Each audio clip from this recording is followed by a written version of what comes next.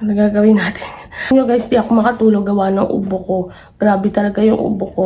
Pero si Daddy Chris, sinatid na si Princess, sinabay niya na si Princess. So ngayon, gusto kong bumili ng gulay. Gusto ko ng laswa. Gusto ko kumain ng laswa. Kaya sabi ko, lalabas ako ngayon. Bibili ako ng ulam namin ni Princess. Actually, nasa 7 AM pa lang. So, mag-iikot ako. Kasi meron naman na nagtitinda rito malapit sa amin. Ayoko lumayo kasi baka mahilo na naman ako. At least, dito lang sa loob ng subdivision. In-arrange ko na pala yun doon, guys. Nilipat ko na yung ref doon sa dulo, sa may malapit sa tapos yung counter, inusog kong ganon. So, upuan na lang yung kulang dyan sa counter. Saka na natin bilhan kapag nagka-extra na tayo sa ngayon kasi tight pa yung budget natin.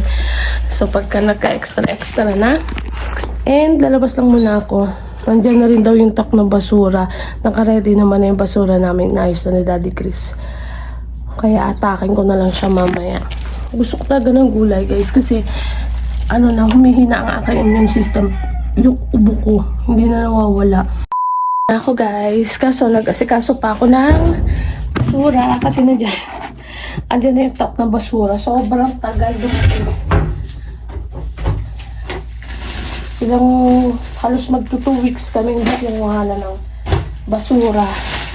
Pero ngayon, andyan na siya. Kita yung mga panty namin yung naka-display, diba? Andyan yung top ng basura, so nilipit ko muna. Yan naman, ayusin natin yung mga pinamili natin. Kasi lalagay ko sa ref yung iba. Bumili ako ng chicken na ulamin namin mamaya ni Princess. Pagpipirito ako ng chicken. Tapos, bumili rin ako ng half na chicken pa, pang adobo sa mga susunod na araw. Tapos bumili ako pork chop. Tapos gulay. Ang lulutuin ko ngayon is chicken, papakuloan ko na lang muna siya, pero mamaya ko na siya peprituhin pag malapit na si Princess para crunchy. Pero lulutuin ko na yung gulay kasi initi ko na lang mamaya pagkakain na ako para naka-ready na sila. At least kung makatulog man ako kasi nahabol ko yung tulog ko dahil hindi nga ako nakakatulog ng matino, guys, gawa ng ubo ko nga. So, inaano ko yung kung kailan ako antokin na hindi ako atakihin ng ubo, yun ang ginagawa ko. So, ayun. Hinihingal ako kasi naglinis pa ako sa labas. Tapos mamaya-maya magpupunas ako kasi init. Pinawisan na ako, yun ang gusto ko. And magpapakulo lang ako ng nahi ko na yung gulay, tapos mamaya papakuloan ko na yung manok. Guys, naghiwa-hiwa na ako ng gulay. Ayan na. So, magpapakulo na tayo ng tubig. Pero habang isasabay na natin sa pakulo yung sitaw.